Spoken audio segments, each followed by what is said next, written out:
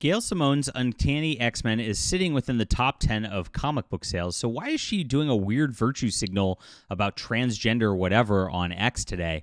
It's an odd thing, and it's something that's really going against the 2024-2025 zeitgeist. I feel like she, I guess, has to virtue signal her politics to stay within her position here. Maybe that's a part of what she does. When they talked about relaunching X-Men, of course, Tom Brevoort, the editor on the X-Men line, went out there and said that the agenda is very important to them. This is a paraphrasing. He said the message is the premise is exactly what he said. And of course, then when people complained about that because they just want a fun comic book out of the X-Men or whatever, he then went out there and said that everybody attacking him were like alt-right trolls and the things like that. You know, the usual sort of suspects. Well, X-Men's done okay. It's been a relaunch, of course. And, of course, these numbers are from ICV2, which are not completely accurate numbers, but they're pretty close, I'm guessing, to the reality of comic shops right now. It's a big brand with X-Men. And they do have an event going on right now where it's a crossover event, so that is helping sales as well. But it is a relaunch situation again, where, you know, they're getting the same thing. They got the relaunch and it's slowly bleeding things again. It's going to be another 2 years, and then they'll probably do a relaunch again as far as things are going. Now, I'm pretty sure Gail is contracted for at least 2 years on this. She's hinted that she's got storylines in the future that she's going around on it. And we're going to get into what she's doing online right now and this weird virtue signal. You can tell me what you think about this in just a moment. My name's John Delarose, everybody, and I have an alternative to mainstream comics. I'm not pushing any woke political agenda. I'm doing exactly the opposite. This is the Emerald Array graphic novel, and we have a beautiful graphic novel for you. If you like the way that classic comics were, if it was fun, it was action-packed, we are doing exactly what you want, guys. So come and support some indie comics. This is the spot to be.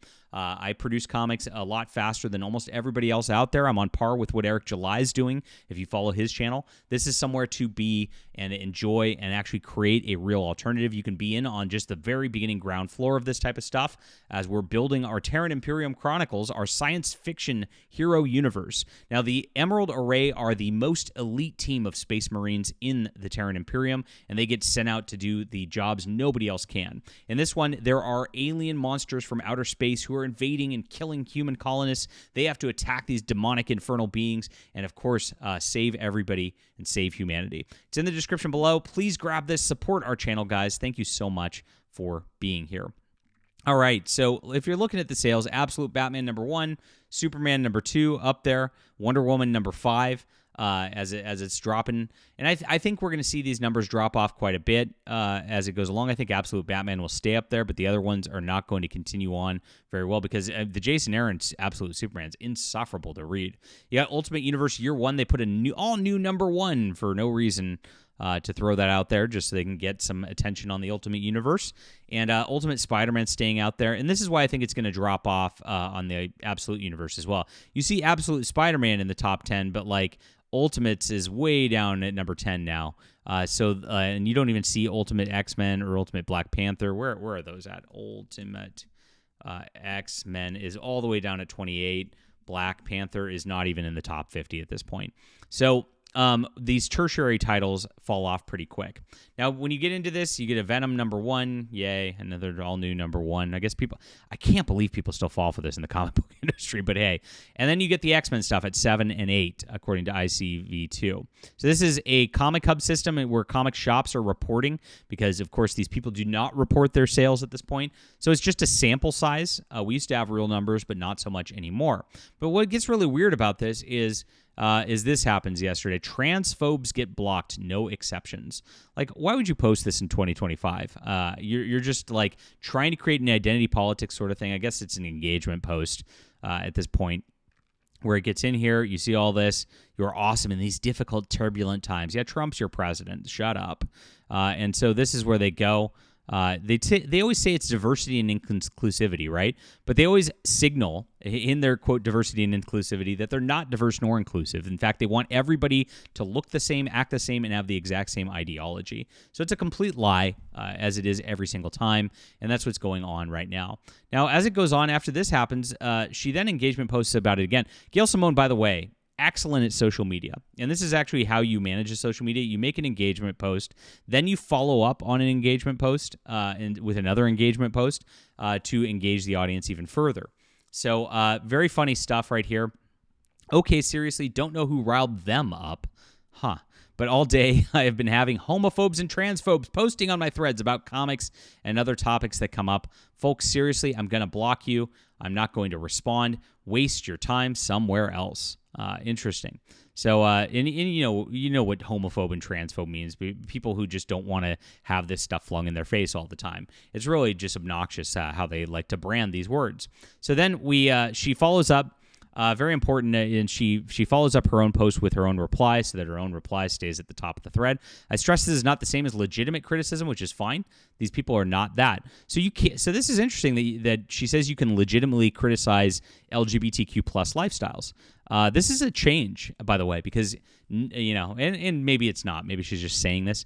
But if there is like a criticism of that and being forced into these books and things like that at Marvel, which there is, it is legitimate criticism.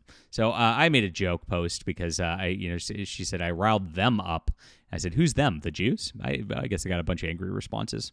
Yes, I got a bunch of angry responses. That's what we do. But if you look at this, Gail actually went a step further on this again and was like, and was quote tweeting herself on this stuff. That would explain a lot. Gross. A lot of them said somebody said it's AI bots, which is BS because programmed to flood the zone with homophobia and transphobia. Yeah, sure. I'm sure that's the case right here. So what was happening on this thread right here? So she's got 33 replies on this. I don't actually see this. She says she's being flooded with it, but where is it? Because this is all just her typical people. I guess maybe she hid the replies already, if that's the case. I love how you say this, engaging on a transphobic billionaire's platform that you don't have to use. Sure, authentic person. That tells me that this isn't an authentic person at this juncture. Very weird stuff. Let's look and see if there's any quote tweets that she might. I agree. Again, no quote tweets. You'd think that if people were flooding her, they'd be quote tweeting her as well, and she can't delete those.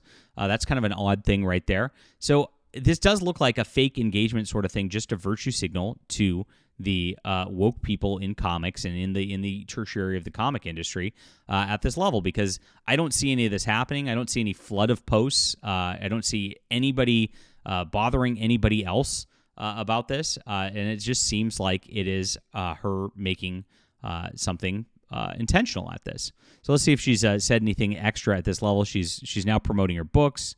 She's promoting art, and very, very weird on this level.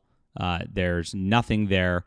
Better to be bugging me than actual LGBTQ folks. So she's acting like she's a victim here that's like being a martyr for these people.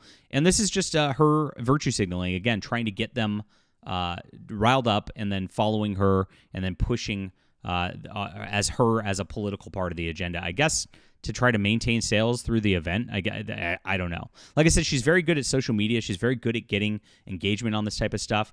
She does not have a verified account and yet gets really good engagement, which is very unusual for a non-verified account, since it is now something that you have to have in order to get done. But wow. Weird stuff. What do you think is the reasoning for this at this point? Let me know in the comments down below. Love to hear from you. Please hit the like and subscribe button. Are you reading any of these top 10 books? Love to hear from you on that as well. And please check out independent comics that don't have this agenda. It's so important to support alternatives, guys. You're going to love this. It is high tea, all male action. This is what you've asked for out of comics for years, and that Marvel and DC will not deliver you.